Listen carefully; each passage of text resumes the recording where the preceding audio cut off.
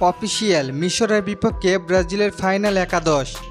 দ্বিতীয়বারের মতো অনুশীলন শেষ করেছে 5 বারের বিশ্ব চ্যাম্পিয়নরা। অনুশীলনের শেষে সেখানে উপস্থিত ছিল প্রায় 200 দর্শক। সেখানে ভক্তদের আশা পূরণের চেষ্টা করছিলেন ফুটবলাররা।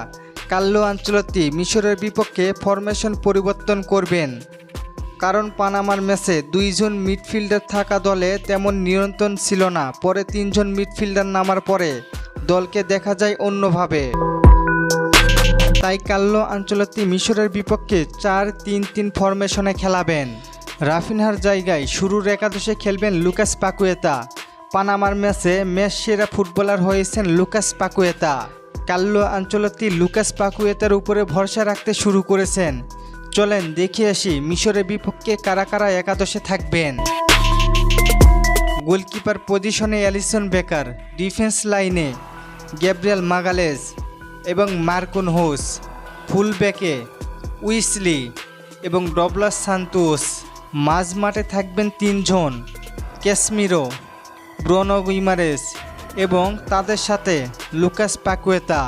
অ্যাটাকিং লাইনে থাকবেন রাফিনহা, ইগোর থিয়াগো এবং ভিনিসিয়াস জুনিয়র। এমনই হতে যাচ্ছে ব্রাজিলের অফিসিয়াল একাদশ। কি মনে করেন আপনি, এই একাদশ নিয়ে মিশরের বিপক্ষে জিততে পারবে কিনা জানিয়ে দিন কমেন্ট করে।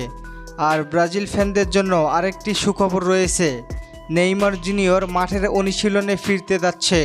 নেইমার আগামী সপ্তাহে ব্রাজিল দলের অনুশীলনে ফিরবে। তবে বিশ্বকাপে ব্রাজিলের প্রথম ম্যাচ খেলা নিয়ে শঙ্কা এখনও কাটেনি। সব কিছু ঠিকঠাক থাকলে 19 জুন হাইতির বিপক্ষে দ্বিতীয় ম্যাচে মাঠে ফিরবেন ব্রাজিলের নাম্বার 10। ব্রাজিল মানেই আবেগ। ব্রাজিলিয়ান ফ্যানরা এত ভালো আগে জানতাম না। আপনাদের ভালোবাসায় আমি সত্যি মুগ্ধ। আর আপনারা আমাদের থেকে অনেকে জার্সি অর্ডার করতেছেন। আপনারা যারা আমাদের থেকে জার্সি অর্ডার করবেন তাদের জন্য থাকবে টিকটকে সাপোর্টের ব্যবস্থা। অফারটা থাকবে সীমিত। আর টিকটকে ভালোবাসার মানুষগুলো নষ্ট কবি হাবিব ভাইকে সবাই সাপোর্ট করবেন। চলেন আপনাদের কমেন্টগুলো দেখে আসি। জুনায়েদ ভাই প্রশ্ন করেছেন, শন কি 2026 বিশ্বকাপ খেলে বিদায় নিবে? জি ভাই। সম্রাট ভাই প্রশ্ন করেছেন, ব্রাজিল বনাম মিশরের ম্যাচ বাংলাদেশ সময় কয়টায়? ভাই শনিবার ভোর 4টায়। ইমন ভাই প্রশ্ন করেছেন, ইউটিউবে বিশ্বকাপ খেলা কিভাবে দেখব? ভাই এখন থেকে টিভিতেই দেখতে পারবেন, টি স্পোর্টসে। ধন্যবাদ সবাইকে প্রশ্ন করার জন্য।